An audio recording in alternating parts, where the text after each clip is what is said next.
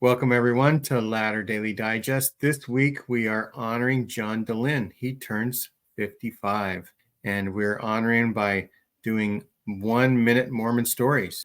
And today we have with us Brother Jones, all the way from the Far East, we'll say.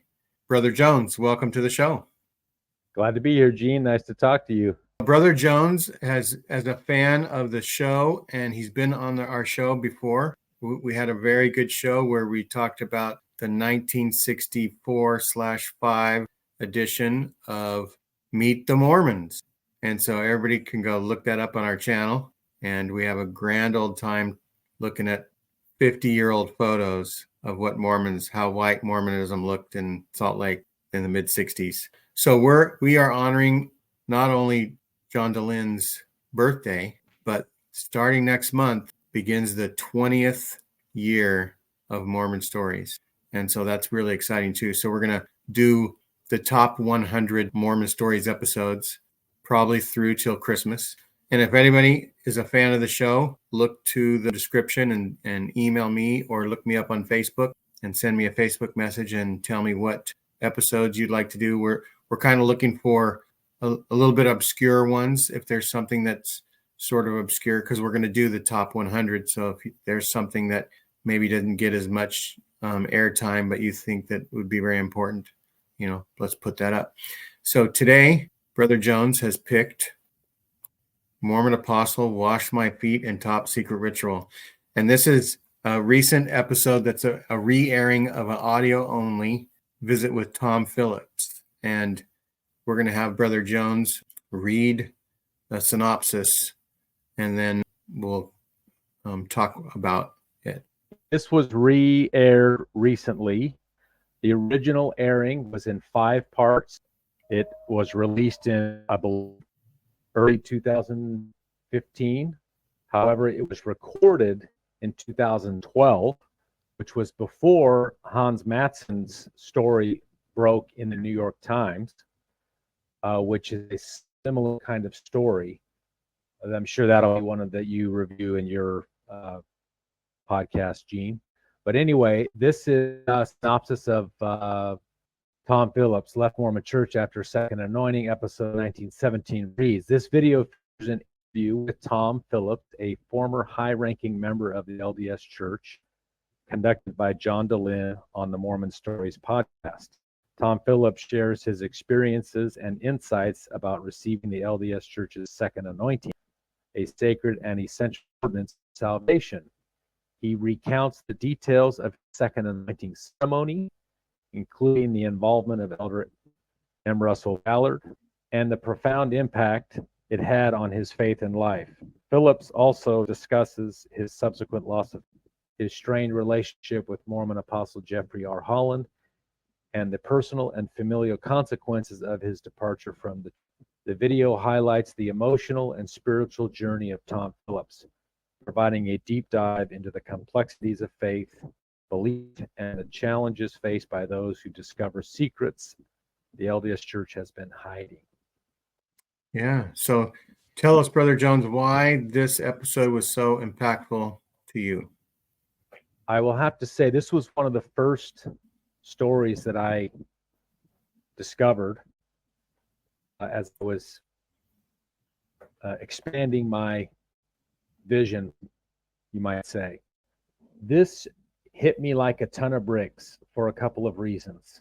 The first is I very quickly thought to myself, as I learned this story, as I learned about the second anointing, I thought to myself, how is it that somebody like me, who grew up in a very Orthodox home, checked all the boxes, went on a mission, went to the temple, went on a mission, I went to seminary, I went out to BYU, I was... And at BYU, you have lots of religious classes. Yeah, that's required to graduate. And so as I thought about this, I thought, how is it that somebody like me could never have heard, ever in my life, heard about this secret ordinance. I had heard terminology which I guess references it, and I suppose there's a thin reference to it in the temple as well. But again, nobody ever explains that to you. There's really no venue or forum in which to ask these kind of questions and have an open dialogue about it. And so I was very struck by how is it possible that could never have heard about this thing. And then I also remembered as a teen watching a conference one time, and I had a very distinct thought come to mind, which was, why does it seem like all of the general authorities come from the same area of the church? You know, they mostly come from Utah. Again, this is 35, 40 years ago. And why does it seem like they all know each other? It seemed like there was this very sort of exclusive group of people. I didn't understand it at the time. And I don't know that that really is directly related to this second anointing. But the point was, I felt there was a sense of elitism in the church at a very young age, though I didn't understand what that meant or what that was. And then when I learned this story, almost bordering on cronyism, right? Yes. And we're taught that there's a spirit of discernment. We're taught that there's a spirit of prophecy. We thought that the leaders would sort of know where to go to find new talent that they didn't have to rub shoulders with ahead of time. Right. That's right. That's right. In fact, that actually came to mind as I thought about my own family, my own parents, what they were included in, what they were not. And so I had this impression that as I learned about this, that there was like a secret club or something, an insiders group, an outsiders group, and that really bothered me. So anyway, there's also just terrible heartache learning the fallout of what happened to Tom Phillips and his family. It's really tragic, and it's in my opinion extremely sad and shameful that this type of thing could cause such a disruption in family unity and love and all that kind of thing.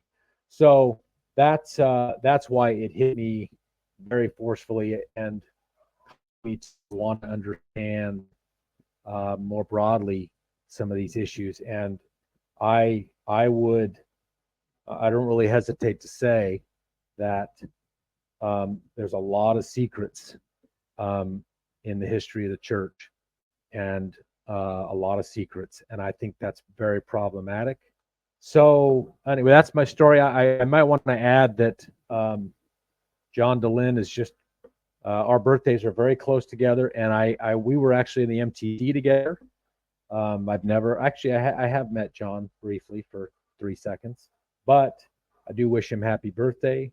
And one of my first emails about all this stuff was to him, and I never heard back, so I'm going to still hold you to it, but that's okay. I know he's a busy guy. Anyway, that's my brief on this. I think this story is easily in the top 5 of all of the personal stories in the last 50 years.